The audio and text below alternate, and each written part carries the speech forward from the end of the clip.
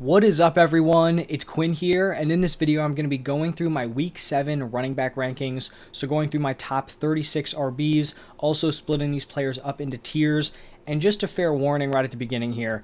The running back position this week is very, very rough. This is by far the thinnest week for the running back position since I've been doing these rankings this season. We got 6 teams on bye, so it really starts to get pretty ugly once you get outside maybe like the top 15-ish running backs. So, you might be in a tough spot.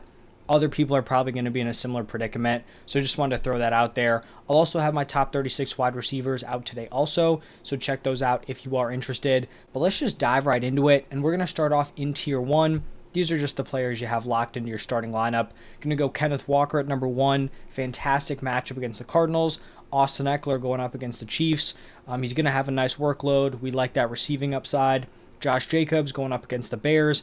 Decent matchup there. A guy who's going to have a ton of work. Raheem Mostert going up against the Eagles. Not really a great matchup for Mostert, but with Achane out and then you have Ahmed and Jeff Wilson, I don't know if either of those guys are really going to firmly establish that 1B position in that committee that we saw earlier on with Achane and Raheem Mostert. So if you're going to give him the majority of the touches in this backfield, even in a bad matchup, I think he's a great play.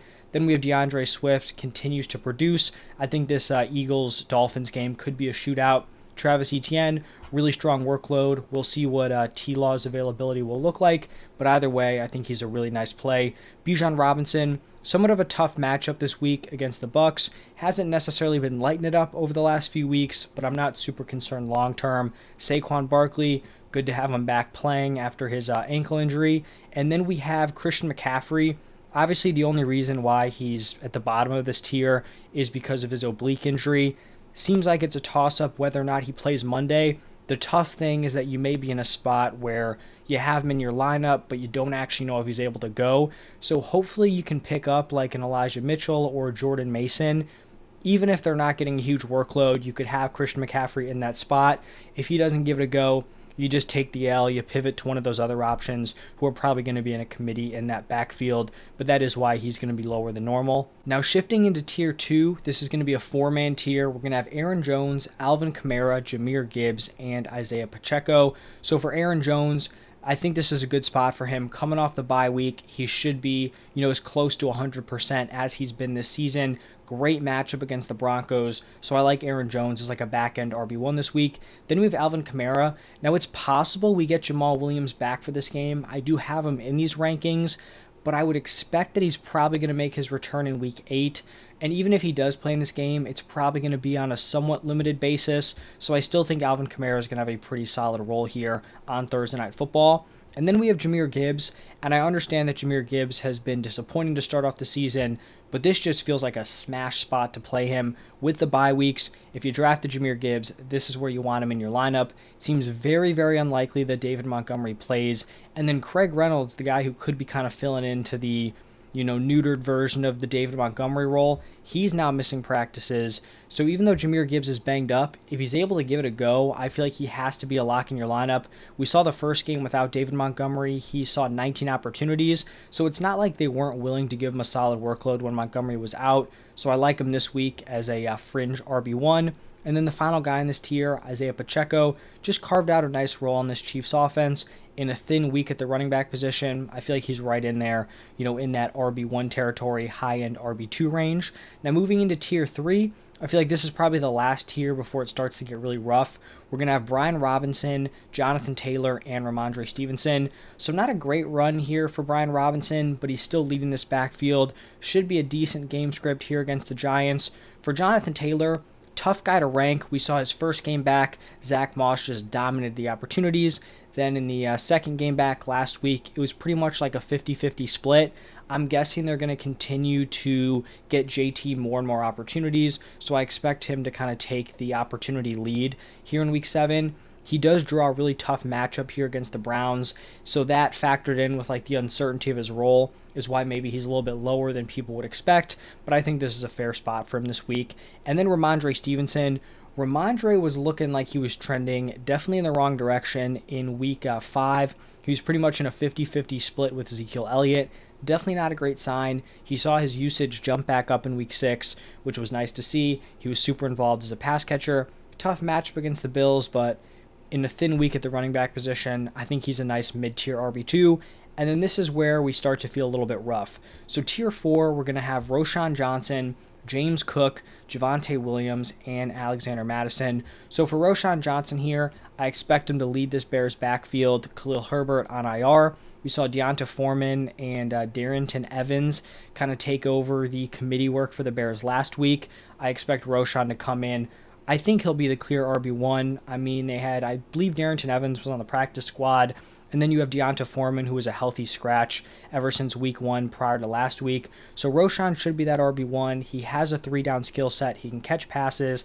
I am a little bit worried about this Bears offense in general, though. Like, this could be a really gross game. You got no Justin Fields. You could be without Jimmy Garoppolo. So that's my concern with Roschon Johnson. If Fields was healthy, he'd probably be in tier 3, but that's just not where we're at this point.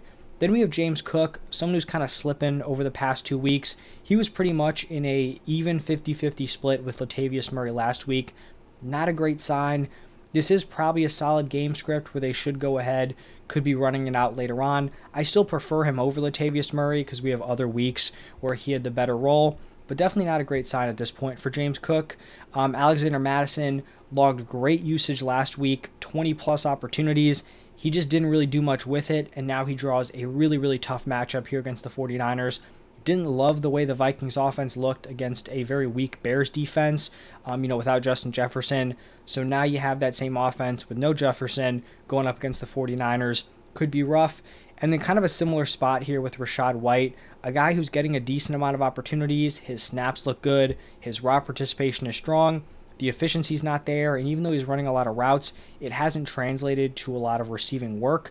So Rachaad White, like back-end RB2 this week. Now tier 5 starts to get even worse here. We're going to go Gus Edwards, Jerome Ford, Jaylen Warren, Latavius Murray, Kareem Hunt, Zach Moss, Najee Harris, and Jeff Wilson. So pretty much all of these guys are in, committees or the RB2s. Guys like Gus Edwards, Jerome Ford, they're going to be leading their committees, but still splitting touches. Jaylen Warren, I guess, him and Najee, pretty close to a 50-50 split when you factor in Jaylen Warren's receiving work. Latavius Murray may be getting slept on this week. If you're super desperate, I don't think it's crazy to play him. With Damian Harris out and then a 50-50 split last week, like Latavius Murray could end up having a decent game, especially if they continue to go for him on the goal line or like near the end zone. He could have some touchdown upside. Kareem Hunt, kind of like that 1B in the Jerome Ford split there for the Browns. Zach Moss, like I said with JT, I'm expecting JT to kind of take the lead there. If you think it's still going to be a split, maybe you think Zach Moss should be higher.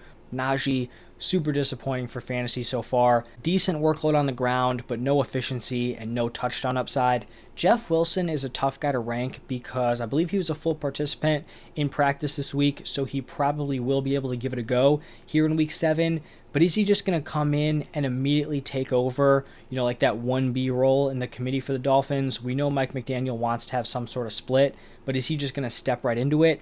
Who knows? If he does, he could be undervalued at this spot, but it's just very up in the air. I've talked about this a few different times, but I'm really not super concerned about Jeff Wilson coming in and taking away a ton of volume from Raheem Mostert and Devon Achane. I feel like both of those guys have proven to be top options. So I think Wilson's going to come in. He's going to take some opportunities, but I don't feel like he's going to totally ruin the value of Raheem Mostert or Devon Achane. And when Achane gets back, I think I said Achane. When Achane gets back, I expect it to just be those two. I don't think Jeff Wilson is going to turn this into like a 3-man committee. Just doesn't seem super likely to me. And then shifting into tier 6, the final tier here, we're going to start it off with Jamal Williams. Like I said, not sure if he's actually going to play in this game. If he does, he's probably going to be somewhat limited.